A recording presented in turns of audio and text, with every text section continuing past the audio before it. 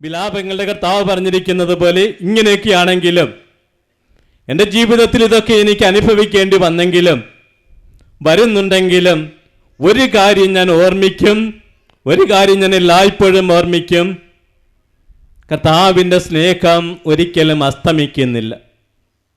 നമുക്കത് ബോധ്യമാകണം. ഊണിലും ഉറക്കത്തിലും നമുക്കത് പറയാൻ സാധിക്കണം, ദുഃഖത്തിലും സന്തോഷത്തിലും നമുക്കത് പറയാൻ സാധിക്കണം. കർത്താവിൻ്റെ സ്നേഹം ഒരിക്കലും അസ്തമിക്കുന്നില്ല, അവിടുത്തെ കാരുണ്യം അവസാനിക്കുന്നില്ല. ഓരോ പ്രഭാതത്തിലും അത് പുതിയതാണ്. അവിടുത്തെ വിശ്വസ്തത ഉന്നതമാണ്. കർത്താവാണ് എൻ്റെ ഓഹരി. സ്വത്ത് വിഭജിക്കുമ്പോൾ നമ്മൾ പലർക്കായിട്ട് സ്വത്ത് വിഭജിച്ചു കൊടുക്കുന്നു, ഓരോരുത്തർക്കും അവരുടേതായിട്ടുള്ള ഓഹരി ലഭിക്കുന്നു. എന്നാൽ ഇദ്ദേഹം പറയുകയാണ്, എനിക്ക് ലഭിച്ചത് കർത്താവിനെയാണ്, എനിക്ക് ഓഹരിയായിട്ട് ലഭിച്ചത് കർത്താവിനെയാണ്, എനിക്കത് മതി. കർത്താവിന് ലഭിച്ചത് കൊണ്ട് എനിക്കെല്ലാമായി. നമുക്കെല്ലാം ഉണ്ടായിരുന്നാലും കർത്താവിന് ലഭിച്ചിട്ടില്ല എങ്കിൽ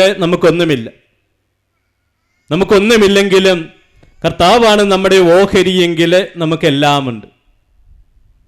കർത്താവാണ് നമ്മുടെ ഓഹരിയെങ്കിൽ ഈ വിലാപങ്ങളുടെ കർത്താവിനോടൊപ്പം നമുക്കും പറയാൻ സാധിക്കും, കർത്താവാണ് എൻ്റെ പ്രത്യാശയെന്ന്. അലക്സാണ്ടർ ചക്രവർത്തി രാജ്യങ്ങൾ ഓരോന്നായിട്ട് ആക്രമിച്ച് കീഴടക്കിക്കൊണ്ടിരുന്ന അവസരത്തിൽ ഒരു രാജ്യം കീഴടക്കുന്നതിന് വേണ്ടി പുറപ്പെടുന്നതിന് മുൻപായിട്ട് അദ്ദേഹം തനിക്കുള്ളതെല്ലാം ആളുകൾക്ക്, തൻ്റെ സുഹൃത്തുക്കൾക്ക് വിതരണം ചെയ്യുകയുണ്ടായി. ഇതെല്ലാം കണ്ടുകൊണ്ട് നിന്ന ഒരു വ്യക്തി അദ്ദേഹത്തോട് പറഞ്ഞു, അങ്ങ് എല്ലാം കൊടുത്തു കഴിഞ്ഞാൽ അങ്ങേക്ക് ഒന്നും ഉണ്ടാവുകയില്ല എന്ന്. അദ്ദേഹത്തിന് ചക്രവർത്തി നൽകിയ മറുപടി ഇതായിരുന്നു, ഞാൻ എല്ലാം കൊടുത്തു കഴിഞ്ഞാലും ഒന്ന് എനിക്ക് സ്വന്തമായിട്ടുണ്ടാകും, അതെൻ്റെ പ്രത്യാശയാണ് എന്ന്. പ്രിയപ്പെട്ടവരെ, നമുക്കുണ്ടാകേണ്ടത്, എല്ലാം നഷ്ടപ്പെട്ടു പോയാലും നമുക്കുണ്ടാകേണ്ടത് ഈ പ്രത്യാശയാണ്. നമുക്കും പറയുവാൻ സാധിക്കണം, കർത്താവാണ് എൻ്റെ ഓഹരി, അവിടെ നിന്നാണ് എൻ്റെ പ്രത്യാശയെന്ന്. ജോബിൻ്റെ പുസ്തകം വായിക്കാത്തവരായിട്ട് ആരും തന്നെ ഉണ്ടാവുകയില്ല. ജോബിന് എന്തിൻ്റെ കുറവുണ്ടായിരുന്നു? ഒന്നിൻ്റെയും കുറവ് അദ്ദേഹത്തിന് ഉണ്ടായിരുന്നില്ല. എല്ലാം അദ്ദേഹത്തിന് സമർത്ഥമായിട്ട് തന്നെ ഉണ്ടായിരുന്നു. എന്നാൽ പിന്നീട് എന്താണ് സംഭവിച്ചത്? പിശാച് വന്ന് അദ്ദേഹത്തെ പരീക്ഷിക്കാൻ തുടങ്ങിയപ്പോഴേക്കും എല്ലാം അദ്ദേഹത്തിന് നഷ്ടമായി എന്ന് മാത്രമല്ല, അവർണ്ണനീയമായ സഹനങ്ങളിലൂടെ അദ്ദേഹത്തിന് കടന്നു പോകേണ്ടതായിട്ടും വന്നു. ആ അവസരത്തിൽ ചിലരൊക്കെ അദ്ദേഹത്തെ ആശ്വസിപ്പിക്കാൻ ചെന്നു, ചിലരൊക്കെ അദ്ദേഹത്തെ കുറ്റപ്പെടുത്താൻ ചെന്നു.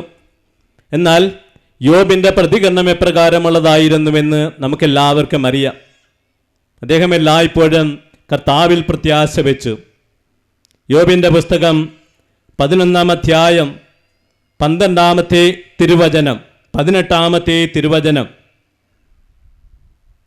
സോഫാർ എന്ന് പറയുന്ന വ്യക്തി യോബിനോട് പറയുകയാണ്, 11-ാം അധ്യായം 18-ാമത്തെ തിരുവചനം, പ്രത്യാശയുള്ളത് കൊണ്ട് നിനക്ക് ആത്മവിശ്വാസമുണ്ടാകും. നിനക്ക് പ്രത്യാശയുണ്ട്. എല്ലാം നഷ്ടപ്പെട്ടുകൊണ്ടിരിക്കുകയാണ്, എല്ലാ സഹനങ്ങളിലെയും നീ കടന്നു പോയിക്കൊണ്ടിരിക്കുകയാണ്. എന്നാൽ നിനക്കൊന്നുണ്ട്, അത് നിന്റെ പ്രത്യാശയാണ്, ദൈവത്തിലുള്ള പ്രത്യാശയാണ്. ആ പ്രത്യാശ നിനക്ക് ആത്മധൈര്യം നൽകുകയാണ്. എന്നിട്ട് പറയുകയാണ്, പ്രത്യാശയുള്ളത് കൊണ്ട് നിനക്ക് ആത്മവിശ്വാസമുണ്ടാകും, നീ സംരക്ഷിക്കപ്പെടുകയും സുരക്ഷിതനായിട്ട് വിശ്രമിക്കുകയും ചെയ്യും. ഇതൊക്കെ വാസ്തവമായില്ലേ? യോബിൻ്റെ പുസ്തകം ഒരാവർത്തി വായിച്ചു നോക്കുന്നവർക്ക് അതൊക്കെ ബോധ്യമാകും. എല്ലാം നഷ്ടപ്പെട്ടെങ്കിലും, എല്ലാ സഹനങ്ങളിലൂടെയും ബുദ്ധിമുട്ടുകളിലൂടെയും കടന്നു പോകേണ്ടതായിട്ട് വന്നെങ്കിലും യോബിന് ഒന്നും നഷ്ടമായില്ല. അത് ദൈവത്തിലുള്ള വിശ്വാസം, ആ വിശ്വാസം അദ്ദേഹത്തിന് നൽകിയ പ്രത്യാശയായിരുന്നു. ആ പ്രത്യാശ യോബിനുണ്ടായിരുന്നത് കൊണ്ട് അദ്ദേഹം സംരക്ഷിക്കപ്പെട്ടു, സുരക്ഷിതനായിട്ട് അദ്ദേഹം വിശ്രമിച്ചു. പ്രിയപ്പെട്ടവരെ, നമ്മുടെയും അനുഭവം ഇത് തന്നെയാകും. യോബിൻ്റെ അനുഭവം ഒരുപക്ഷെ നമുക്കുണ്ടായെന്ന് വരികയില്ല, ചെറിയ രീതിയിൽ നമുക്കുണ്ടായെന്ന് വരാം. പക്ഷെ അപ്പോഴും നമ്മെപ്പറ്റി മറ്റുള്ളവർക്ക് പറയുവാൻ സാധിക്കണം, നാം പ്രത്യാശയുള്ളവരാണ് എന്ന്, ആ പ്രത്യാശ നമുക്ക് ആത്മധൈര്യം നൽകുന്നുവെന്ന്, ആ പ്രത്യാശ നമ്മെ സംരക്ഷിക്കുന്നുവെന്ന്, ആ പ്രത്യാശ നമുക്കുള്ളത് കൊണ്ട് നമ്മളും സുരക്ഷിതരായിട്ട് വിശ്രമിക്കുന്ന ഒരു സാഹചര്യത്തിൽ എത്തിച്ചേരുമെന്ന്. രണ്ടാം ലോക മഹായുദ്ധകാലത്ത് ജർമ്മൻകാരുടെ, നാസി തടവ് പട്ടാളക്കാരുടെ പിടിയിലായ ഒരു പോളണ്ടുകാരി പെൺകുട്ടി, 19-20 വയസ്സ് മാത്രം പ്രായമുള്ള ഒരു കുട്ടിയുടെ ജീവിതത്തിലെ ഏറ്റവും മനോഹരമായ ആ കാലഘട്ടത്തിലൂടെ കടന്നുപോയിക്കൊണ്ടിരുന്ന ആ കുട്ടി അറസ്റ്റ് ചെയ്യപ്പെട്ടു. അവരുടെ തടങ്കൽ പാളയത്തിൽ പാർപ്പിക്കപ്പെട്ടു. വളരെയേറെ പീഡനങ്ങളിലൂടെ കടന്നുപോയിക്കൊണ്ടിരുന്ന ആ കുട്ടി എങ്ങനെയെങ്കിലും രക്ഷപ്പെടണമെന്ന് ആഗ്രഹിച്ച് ഒരു ദിവസം മതിൽ ചാടി. പടയാളികൾ കാണാതെ മതിൽ ചാടി. ഒരു നല്ല കത്തോലിക്ക വിശ്വാസിയായിരുന്ന ആ കുട്ടി മതിൽ ചാടി ഓടി ഒരു ഗുഹയിൽ ഒളിച്ചു. ആ ഗുഹയിൽ നിന്ന് പുറത്തു വരികയാണെങ്കിൽ പട്ടാളക്കാര് ആ പെൺകുട്ടിയെ പിടിക്കും. അതുകൊണ്ട് ആ ഗുഹയിൽ തന്നെ കഴിഞ്ഞുകൂടി. ആ കുട്ടി ആ ഗുഹയിൽ തന്നെ കിടന്ന് മരിച്ചു. ആ ഗുഹയുടെ ഭിത്തിയിൽ കത്തോലിക്ക വിശ്വാസിയായ ആ കുട്ടി എഴുതി വെച്ച 3 കൊച്ചു വാചകങ്ങൾ ഇപ്രകാരമുള്ളതാണ്: I believe in the sun even when it is not shining. ഞാൻ സൂര്യനിൽ വിശ്വസിക്കുന്നു, സൂര്യൻ പ്രകാശിക്കാത്തപ്പോഴും. I believe in love even when I do not feel it. ഞാൻ സ്നേഹത്തിൽ വിശ്വസിക്കുന്നു, ആ സ്നേഹം അനുഭവിച്ചറിയുവാൻ എനിക്ക് സാധിക്കാത്തപ്പോഴും. I believe in God even when he is silent. ഞാൻ ദൈവത്തിൽ വിശ്വസിക്കുന്നു, ദൈവം നിശബ്ദനായിരിക്കുമ്പോഴും. എത്രയോ വലിയ വിശ്വാസത്തിൻ്റെ ഒരു സാക്ഷ്യമാണ് ആ കുട്ടി നൽകുന്നത്. ഞാൻ സൂര്യനിൽ വിശ്വസിക്കുന്നു. മരിക്കാൻ പോകുന്ന കുട്ടിയാ, വളരെയേറെ പീഡനങ്ങൾക്ക് വിധേയായ കുട്ടിയാ. പക്ഷെ ആ വിശ്വാസം ആ കുട്ടിക്ക് നൽകിയ പ്രത്യാശ എത്ര വലുതായിരുന്നു എന്ന് നമ്മൾ ചിന്തിക്കുക. ഞാൻ സൂര്യനിൽ വിശ്വസിക്കുന്നു, സൂര്യൻ പ്രകാശിക്കാത്തപ്പോഴും. ഞാൻ സ്നേഹത്തിൽ വിശ്വസിക്കുന്നു, സ്നേഹം അനുഭവിച്ചറിയുവാൻ സാധിക്കാത്തപ്പോഴും. ഞാൻ ദൈവത്തിൽ വിശ്വസിക്കുന്നു, ദൈവം നിശബ്ദനായിരിക്കുമ്പോഴും. ദൈവം നിശബ്ദനായിരിക്കുമ്പോൾ നമ്മളൊക്കെ പരാതിപ്പെടുകയാണ്. ഒരിക്കൽ ഒരു വ്യക്തിയുടെ, എനിക്ക് പരിചയമുള്ള ഒരു വ്യക്തിയുടെ സഹോദരൻ അപകടത്തിൽ മരിക്കുവാനിടയായപ്പോൾ വളരെ വിശ്വാസമുള്ള ആ കുട്ടി, ആ വ്യക്തി പറഞ്ഞത് ഞാൻ ഓർമ്മിക്കുകയാണ്: ദൈവം ഇത്രമാത്രം ക്രൂരനാണോ എന്ന്. ഇതുപോലെയൊക്കെ പറഞ്ഞു പോകാനായിട്ട് നമുക്കും ഇടയായെന്ന് വരാം. പക്ഷെ ഇങ്ങനെയുള്ള സാഹചര്യത്തിലും ആ കുട്ടിയെ പോലെ പറയാൻ നമുക്ക് സാധിക്കണം: ഞാൻ ദൈവത്തിൽ വിശ്വസിക്കുന്നു, ദൈവം നിശബ്ദനായിരിക്കുമ്പോഴും. ദൈവം ഒരിക്കലും എന്നെ കൈപിടിയുകയില്ല. ദൈവത്തിൻ്റെ സ്നേഹം ഒരിക്കലും അസ്തമിക്കുന്നില്ല. ഈ ഒരു കാര്യം ഞാൻ അപ്പോഴും ഓർമ്മിക്കുന്നു. ദൈവത്തിൻ്റെ കാരുണ്യം ഒരിക്കലും അവസാനിക്കുന്നില്ല. ദൈവത്തിൻ്റെ സ്നേഹം എല്ലാ പ്രഭാതത്തിലും പുതിയതാണ്. അവിടുത്തെ വിശ്വസ്തത ഉന്നതമാണ്. നമുക്കും അത് പറയാൻ സാധിക്കും. അങ്ങനെ പറയാൻ നമുക്ക് സാധിക്കുകയാണെങ്കിൽ നമ്മളും പ്രത്യാശയുള്ള വ്യക്തികളായിട്ട് മാറും. ഈ അടുത്ത ദിവസങ്ങളിലൊക്കെ, അടുത്ത ഏതാനും മാസങ്ങൾക്ക് മുൻപായിട്ട് പത്രങ്ങളിൽ മദർ തെരേസ അനുഭവിച്ചതായ ആത്മീയ സംഘർഷങ്ങളെ പറ്റിയുള്ള ലേഖനങ്ങളുണ്ടായിരുന്നു. നിങ്ങൾ ചിലരെങ്കിലും ഒന്ന് വായിച്ചു കാണും. അതെല്ലാം ഉൾപ്പെടുത്തിക്കൊണ്ട് കം ബി മൈ ലൈറ്റ്, നീ വരിക എൻ്റെ പ്രകാശമാവുക എന്ന പേരിൽ 700ഓളം പേജുകളുള്ള ഒരു പുസ്തകം പ്രസിദ്ധീകരിക്കപ്പെട്ടിട്ടുണ്ട്. മദർ തെരേസയെ പറ്റി നമ്മൾ ചിന്തിക്കുമ്പോൾ നമ്മൾ ആ മഹതിയെ എല്ലായ്പ്പോഴും കണ്ടിരുന്നത് എപ്പോഴും പുഞ്ചിരിക്കുന്ന, എപ്പോഴും ശാന്തമായ, എപ്പോഴും പ്രത്യാശ നിറഞ്ഞ മുഖമുള്ള വിശുദ്ധയായ ഒരു കന്യാസ്ത്രീയായിട്ടാണ് നമ്മൾ അവളെ കണ്ടിരിക്കുന്നത്. അങ്ങനെ തന്നെയായിരുന്നു. പക്ഷെ ആ മദർ തെരേസ കടന്നുപോയ ആത്മീയ സംഘർഷങ്ങൾ എത്ര വലുതായിരുന്നുവെന്ന് ആ പുസ്തകത്തിലൂടെ അവർ, ഫാദർ നോയിനർ എന്ന് പറയുന്ന എന്നെയും പഠിപ്പിച്ച വ്യക്തിയാണ് ആ അച്ഛൻ, ബെൽജിയംകാരനായ വ്യക്തി, മദർ തെരേസയുടെ ആത്മീയ പിതാവായിരുന്നു. അദ്ദേഹത്തിന് എഴുതിയ എഴുത്തുകളിലൂടെ വ്യക്തമാക്കുകയാണ്. ആത്മാവിൻ്റെ ഇരുണ്ട രാത്രികളായിരുന്നു മദർ തെരേസയ്ക്ക് കൂടുതലും ഉണ്ടായിരുന്നു. ഏതാനും ദിവസങ്ങൾ മാത്രം നീണ്ടു നിൽക്കുന്ന അനുഭവങ്ങളായിരുന്നില്ല. വർഷങ്ങൾ നീണ്ടു നിൽക്കുന്ന ഈ ആത്മാവിൻ്റെ രാത്രിയുടെ ഇരുണ്ട രാത്രികളിലൂടെ മദർ തെരേസ കടന്നുപോയി. പക്ഷെ അപ്പോഴും മദർ തെരേസ ദൈവത്തിൽ വിശ്വസിച്ചു. വിശ്വാസത്തിൽ ഇടർച്ചയുണ്ടായില്ല. പരിശുദ്ധ അമ്മയെപ്പോലെ വിശ്വസിച്ചവളാണ് മദർ തെരേസ. പരിശുദ്ധ അമ്മയെപ്പറ്റി പറയുന്നത് എല്ലായ്പ്പോഴും വിശ്വസിച്ചവളെന്നാ. അതുകൊണ്ടാണ് ആദിമസഭ പരിശുദ്ധ അമ്മയെ പ്രകീർത്തിച്ചുകൊണ്ട്, അവളുടെ വിശ്വാസത്തെ പ്രകീർത്തിച്ചുകൊണ്ട് പറഞ്ഞത്, ദുഃഖ വെള്ളിയാഴ്ചയും വിശ്വസിച്ച പരിശുദ്ധ അമ്മേ, ഞങ്ങളുടെ വിശ്വാസം വർദ്ധിപ്പിക്കണമേ എന്നും. ദുഃഖ വെള്ളിയാഴ്ചയും വിശ്വസിച്ച പരിശുദ്ധ മറിയമേ, ഞങ്ങളുടെ വിശ്വാസം വർദ്ധിപ്പിക്കണമേ. വിശ്വാസത്തിൻ്റെ ഏറ്റവും മഹോന്നതമായ മാതൃകയാണ് പരിശുദ്ധ കന്യകാമറിയം. ആ മറിയത്തെ പോലെ എല്ലായ്പ്പോഴും ദൈവത്തിൽ വിശ്വസിച്ചവളാണ് മദർ തെരേസ. അതുകൊണ്ടാണ് ഈ ആത്മീയ സംഘർഷങ്ങളിലൂടെ കടന്നുപോയ അവസരങ്ങളിലും കർത്താവിൻ്റെ സ്നേഹമൊന്ന് അനുഭവിച്ചറിയുവാൻ മദർ തെരേസ ആഗ്രഹിച്ചു. കർത്താവിൻ്റെ സന്തോഷം അനുഭവിച്ചറിയുവാൻ മദർ തെരേസ ആഗ്രഹിച്ചു. പക്ഷെ സാധിച്ചില്ല. പ്രാർത്ഥനയിൽ സന്തോഷം കണ്ടെത്താൻ ആഗ്രഹിച്ചു. പക്ഷേ വിരസതയേറിയ അനുഭവങ്ങളായിരുന്നു അത്. എന്നാലും മദർ തെരേസ വിശ്വസിച്ചു. മദർ തെരേസ ദൈവത്തിൽ വിശ്വസിച്ചു. അതുകൊണ്ടാണ് മദർ തെരേസയ്ക്ക് പ്രത്യാശയുള്ളവളായിട്ട് ജീവിക്കാൻ സാധിച്ചത്. എല്ലായ്പ്പോഴും വിശ്വസിച്ചവളാണ് മദർ തെരേസ.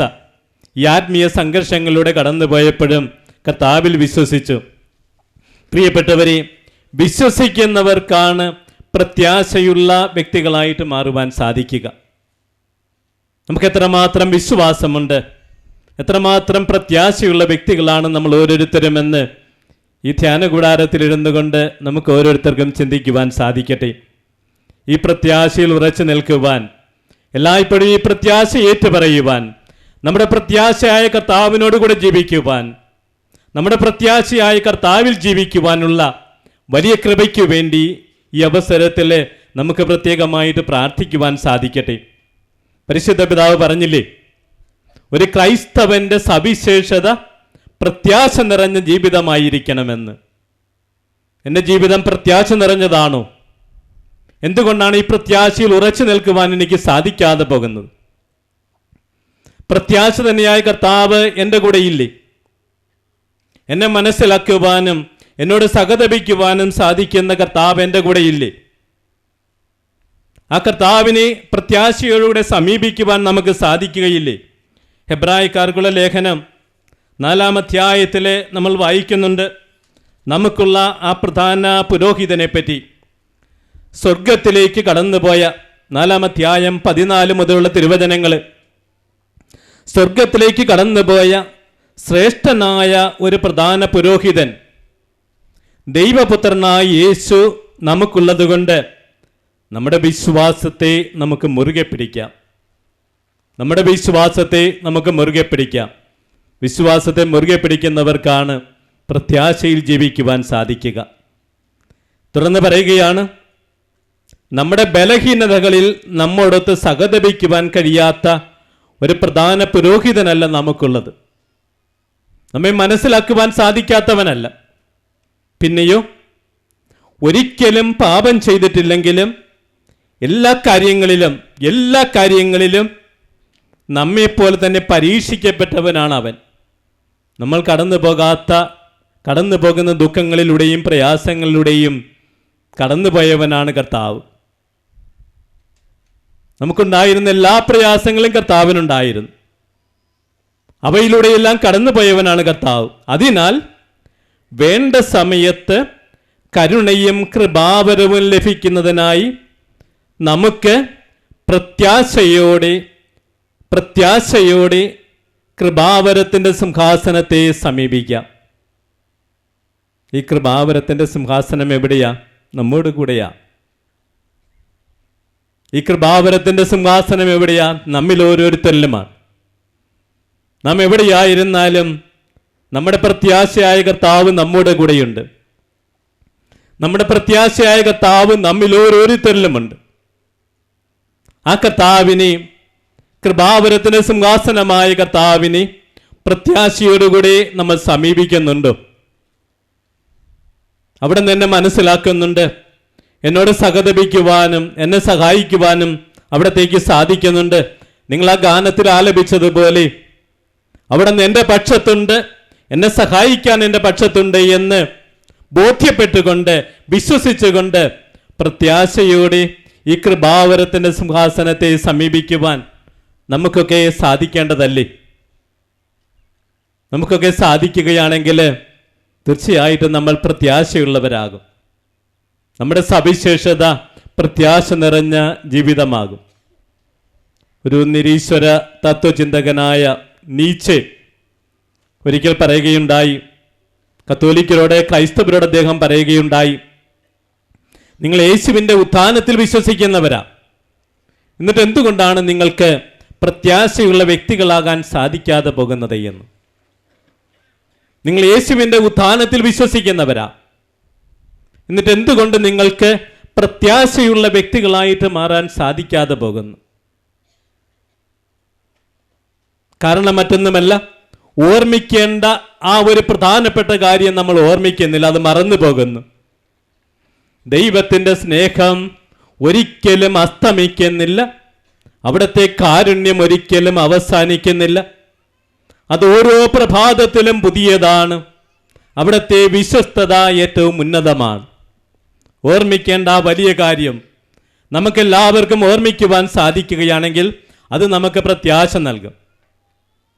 നമുക്കപ്പോൾ പറയുവാൻ സാധിക്കും, കർത്താവാണ് എൻ്റെ പ്രത്യാശ, കർത്താവാണ് എൻ്റെ ഓഹരി എന്ന്. പ്രിയപ്പെട്ടവരെ, ഈ മണിക്കൂറുകൾ പ്രാർത്ഥനയിലും ധ്യാനത്തിലും സ്തുതിപ്പിലും വചനശ്രവണത്തിലും എല്ലാം ചെലവഴിച്ചുകൊണ്ട് ഇവിടെ നിന്ന് കടന്നു പോകുന്നവരായി നമുക്ക് പ്രത്യാശയുടെ വ്യക്തികളായിട്ട് മാറുവാൻ സാധിക്കണം.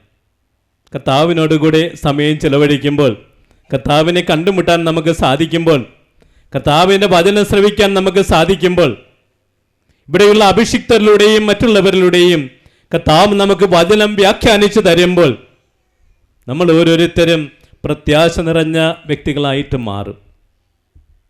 എമ്മാവൂസിലേക്ക് പോയ ആ 2 ശിഷ്യന്മാരുടെ അനുഭവത്തെ പറ്റി ചിന്തിക്കുക.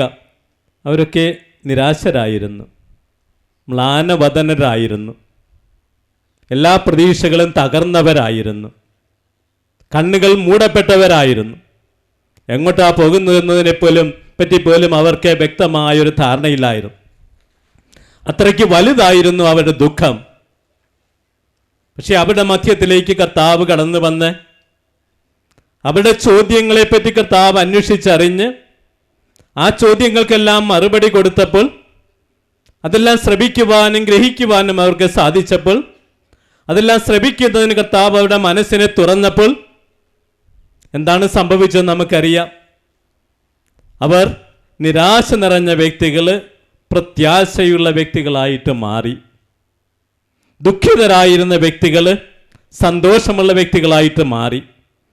നഷ്ടധൈര്യരായിരുന്ന വ്യക്തികൾ കർത്താവിനെ ധൈര്യപൂർവ്വം പ്രഘോഷിക്കുന്ന വ്യക്തികളായിട്ട് മാറി. ഹൃദയം മന്ദീഭവിച്ച വ്യക്തികളായിരുന്നവരെ ഹൃദയം ജ്വലിച്ചവരായിട്ട് മാറി. ഇതേ അനുഭവം തന്നെയാണ് നിങ്ങൾക്കെല്ലാവർക്കും ഈ മണിക്കൂറുകളിലൂടെ ഇവിടെയും ഉണ്ടാകേണ്ടത്. നിങ്ങളുടെ എല്ലാ ചോദ്യങ്ങളും കർത്താവിന് കൊടുക്കുക. നിങ്ങളുടെ എല്ലാ പ്രയാസങ്ങളും കർത്താവിനെ അറിയിക്കുക. നിങ്ങളുടെ എല്ലാ ആവശ്യങ്ങളും കർത്താവിൻ്റെ മുൻപിൽ നിങ്ങൾ സമർപ്പിക്കുക. കർത്താവിന് നിങ്ങളുടെ എല്ലാ ചോദ്യങ്ങൾക്കും മറുപടിയുണ്ട്, വ്യക്തമായ മറുപടിയുണ്ട്. നിങ്ങളുടെ ജീവിതത്തിൽ സംഭവിക്കുന്ന എല്ലാ കാര്യങ്ങൾക്കും കർത്താവിന് വിശദീകരണമുണ്ട്. നിങ്ങളുടെ ജീവിതത്തിലെ എല്ലാ പ്രശ്നങ്ങൾക്കും കർത്താവിൻ്റെ പക്കൽ മറുപടിയുണ്ട്. നിങ്ങളുടെ എല്ലാ ആവശ്യങ്ങൾക്കും കർത്താവിൻ്റെ പക്കൽ സഹായമുണ്ട്. ആ കർത്താവിനോട് നമുക്കെല്ലാം തുറന്നു പറയുവാനായിട്ട് സാധിക്കട്ടെ. തുറന്നു പറഞ്ഞു കഴിയുമ്പോൾ അതെല്ലാം ശ്രവിച്ചുകൊണ്ട് കർത്താവ് നമ്മോട് സംസാരിക്കും. തൻ്റെ വചനം നമുക്ക് വ്യാഖ്യാനിച്ചു തന്നുകൊണ്ട് കർത്താവ് നമ്മോട് സംസാരിക്കും. ആ വചനം ശ്രവിച്ചു കഴിയുമ്പോൾ, കർത്താവിനെ അനുഭവിച്ചറിഞ്ഞു കഴിയുമ്പോൾ നമ്മളൊക്കെ ഹൃദയം ജ്വലിക്കുന്ന പ്രത്യാശ നിറഞ്ഞ വ്യക്തികളായിട്ട് മാറും. കാരണം കർത്താവാണ് നമ്മുടെ പ്രത്യാശ. ആ പ്രത്യാശയായ കർത്താവ് നമ്മുടെ കൂടെയുണ്ട്. ആ പ്രത്യാശയായ കർത്താവ് നമ്മിൽ ഓരോരുത്തരിലുമുണ്ട്. പക്ഷേ കർത്താവാണ് നമ്മുടെ പ്രത്യാശയെന്ന് നമുക്ക് ഏറ്റുപറയുവാനായിട്ട് സാധിക്കണം. നമ്മുടെ വിശ്വാസം സുദൃഢമാണെങ്കിൽ കർത്താവിൻ്റെ സ്നേഹത്തിലും കാരുണ്യത്തിലും പരിപാലനയിലും വിശ്വസ്തതയിലും ഉറച്ച വിശ്വാസമുള്ള വ്യക്തികളാണ് നമ്മളെങ്കിൽ നമ്മൾ ഓരോരുത്തരും പ്രത്യാശയുള്ള വ്യക്തികളായിട്ട് മാറും. ഇവിടെ നിന്ന് മടങ്ങിപ്പോകുന്നവരായ നിങ്ങൾക്ക് ഓരോരുത്തർക്കും അങ്ങനെയുള്ള വ്യക്തികളായിട്ട് മാറാൻ സാധിക്കണം. നിങ്ങളുടെ പ്രത്യാശയെപ്പറ്റി മറ്റുള്ളവർക്ക് മനസ്സിലാക്കാൻ സാധിക്കണം. പത്രോസ്ലീഹ പറയുന്നത് പോലെ ആ പ്രത്യാശയെപ്പറ്റി മറ്റുള്ളവർ നിങ്ങളോട് ചോദിക്കുമ്പോൾ അതിന് മറുപടി കൊടുക്കുവാൻ സാധിക്കുന്ന വ്യക്തികളായിട്ട് മാറണം. എന്തുകൊണ്ടാണ് നിങ്ങൾ ഇപ്രകാരം പ്രത്യാശയുള്ളവരായി മാറിയിരിക്കുന്നുവെന്ന് ചോദിക്കുമ്പോൾ അതിന് മറുപടി കൊടുക്കുവാൻ നിങ്ങൾക്ക് സാധിക്കണം. നിങ്ങൾ കൊടുക്കേണ്ട മറുപടി ഇതാണ്: കർത്താവാണ് എൻ്റെ പ്രത്യാശ, കർത്താവാണ് എൻ്റെ പ്രത്യാശ, എൻ്റെ പ്രത്യാശയായ കർത്താവ് എന്നോടുകൂടെയുണ്ട്, എന്നിലുണ്ട് എന്ന് നമുക്ക് പറയുവാൻ സാധിക്കണം. എൻ്റെ പക്ഷത്ത് മാത്രമല്ല, എന്നെ സഹായിക്കുവാനായിട്ട് മാത്രമല്ല, എന്നെ മനസ്സിലാക്കുവാനും എന്നെ ശക്തിപ്പെടുത്തുവാനും എന്നോട് സഹതപിക്കുവാനും എന്നെ ആശ്വസിപ്പിക്കുവാനുമായിട്ട് എൻ്റെ പ്രത്യാശയായ കർത്താവ് എൻ്റെ കൂടെയുണ്ട് എന്ന് നമുക്ക് പറയുവാൻ സാധിക്കണം. അപ്രകാരം നമ്മുടെ പ്രത്യാശയെപ്പറ്റി മറ്റുള്ളവർക്ക്, അതേപ്പറ്റി ചോദിക്കുന്നവർക്ക് മറുപടി കൊടുക്കുവാനും നമുക്ക് സാധിക്കണം. പ്രിയപ്പെട്ടവരെ, ഞാൻ അവസാനിപ്പിക്കുകയാണ്. വിലാപങ്ങളുടെ പുസ്തകത്തെപ്പറ്റി, ആ പുസ്തകത്തെ ഒരു ഭാഗം വായിച്ചുകൊണ്ടാണ് ഞാൻ ഈ പ്രത്യാശയെപ്പറ്റി നിങ്ങളോട് പറഞ്ഞു തുടങ്ങിയത്.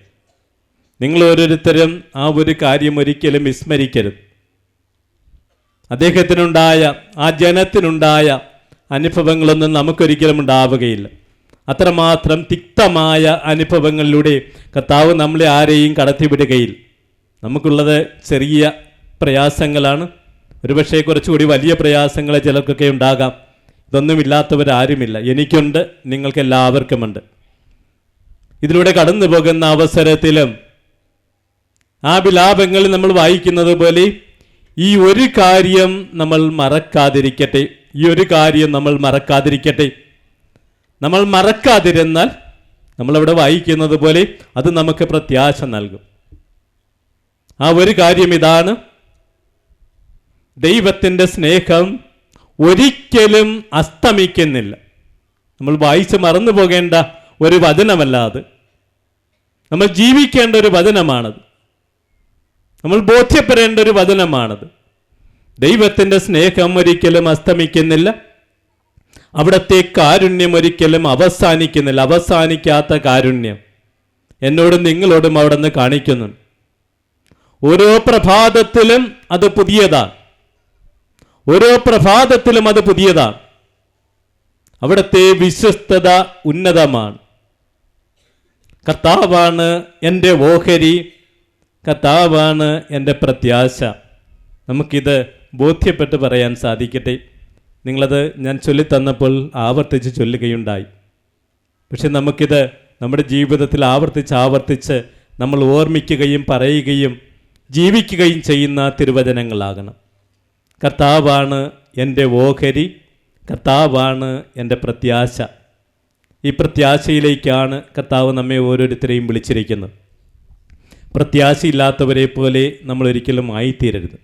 പ്രത്യാശയുള്ള വ്യക്തികളായിട്ട് മാറാൻ സാധിക്കണം. ഈ പ്രത്യാശയിൽ ഉറച്ചു നിൽക്കുവാൻ നമുക്ക് സാധിക്കണം. പ്രത്യാശ നിറഞ്ഞ ജീവിതം നയിക്കുവാൻ നമുക്ക് സാധിക്കണം. നമ്മെ സംബന്ധിച്ചുള്ള കർത്താവിൻ്റെ പദ്ധതി അതാണ്.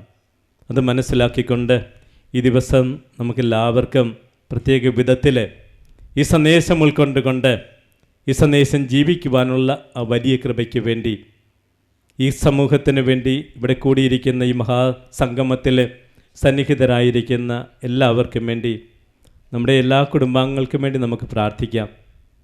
ഇന്നത്തെ സമൂഹത്തിൻ്റെ ഒരു സവിശേഷത നിരാശയാണെന്ന് നമുക്കറിയാം.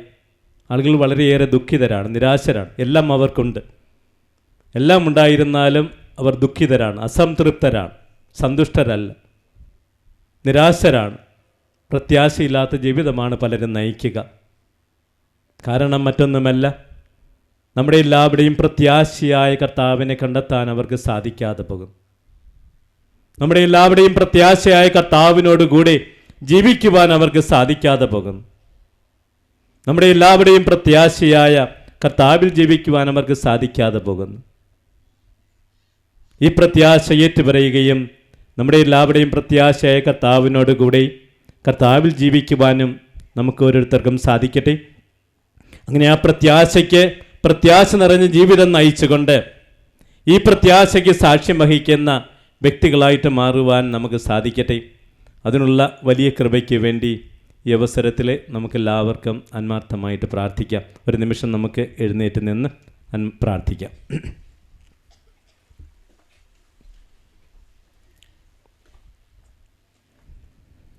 കർത്താവായ ദൈവമേ, അങ്ങ് ഞങ്ങളെ എല്ലാവരെയും അങ്ങയുടെ വചനം ശ്രവിക്കുന്നതിനും അങ്ങയുടെ സ്നേഹബലിയിൽ സംബന്ധിക്കുന്നതിനും ഈ വചനകൂടാരത്തിൽ ഒരുമിച്ച് കൂടി അങ്ങയെ സ്തുതിക്കുന്നതിനും ആരാധിക്കുന്നതിനും അങ്ങയുടെ സ്നേഹവും കാരുണ്യവും വിശ്വസ്തതയും അനുഭവിച്ചറിയുന്നതിനും അവിടുന്ന് ഞങ്ങൾക്ക് അവസരം നൽകിയതിനെ ഓർത്ത് ഞങ്ങളങ്ങേ ആരാധിക്കുകയും സ്തുതിക്കുകയും അങ്ങേക്ക് ഞങ്ങൾ നന്ദി പ്രകാശിപ്പിക്കുകയും ചെയ്യട്ടെ.